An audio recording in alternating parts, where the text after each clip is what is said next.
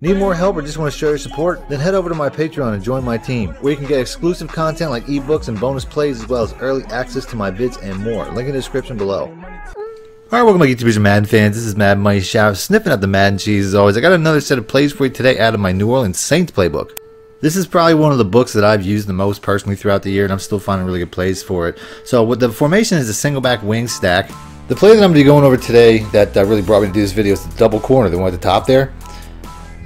Now the setup for this, it couldn't be simpler. You can run it just like this. It's a pretty good play. I like to sometimes put the square route into a little flat beater there. I find that flat routes really work well to pull coverage in certain scenarios, but you can see how in this particular play he stops. You can get a good, 10 yards off of a play like that, but using the original setup is just as good.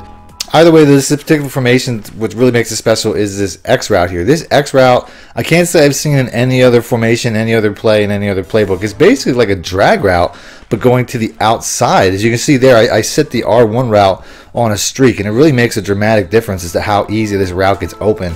You can run just like this too, like I said once again, but if you put him on a streak, for whatever reason, he just gets open that much better. And it's just like an instant open route. It's just an instant open catch and run, easy, 10, 15, 20 yards, it doesn't matter. You're going to get some really big catch and runs, especially if somebody's trying to run a lot of those man blitzes you see a lot of online. There's a lot of routes and plays that beat man blitzes, but they're not as quick. So a lot of times if you're under center, you can take a sack before you can even get the ball off. But this one's just instant. As there, I really had my choice. You can see that was a man blitz, but the streaking route was open as well.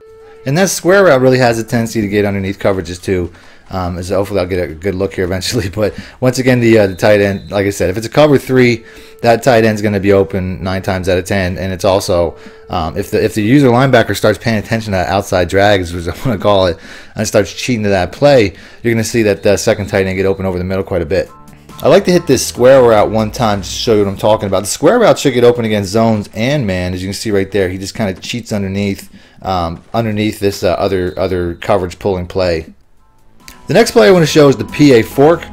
This is a play that I have put out in a concept that I have put out in other videos. I've never put this in a video, I don't think, on regular YouTube, but in my full Saints breakdown in the description I've put this video out. So if you already have that book, you've probably seen this play before. Or if you watch my games online, I use this play quite a bit. If it's in a draft champs or something, this is probably in a lot of books. But the only adjustment I'm really going to make is I'm going to put the first tight end, the X route, on a drag, and you can see if it's a man coverage, it's pretty obvious that that receiver is going to be the man, the circle route. There's really only 2 reads of this play. The running back is your zone read, and your circle route is the man read. That was a man coverage, so obviously I'm going to go to the man coverage receiver. But here we go. We got a zone, so I'm going to hit triangle.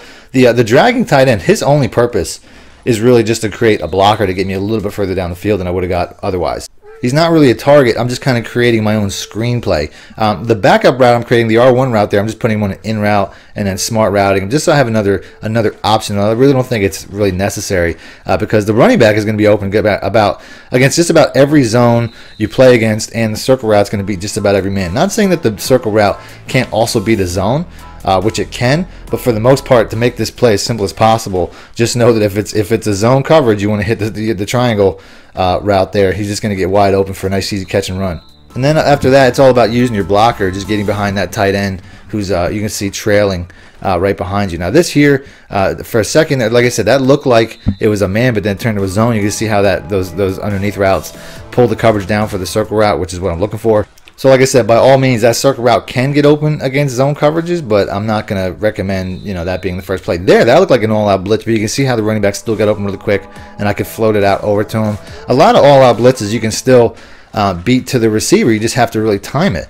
Like right here, if you float it up, once he's in that break, he's going to get separation. As you can see, I guess he was covered by a linebacker, so that's one of the benefits of the offset with the 2 receivers on the one side. It can give away the coverage if it's a man coverage. You'll see 2 corners on the same side. So that's it. If you guys want to see more plays out of this playbook, do me a favor, the like button. I'll do that. Other than that, thanks for watching. Madden Money Shot out.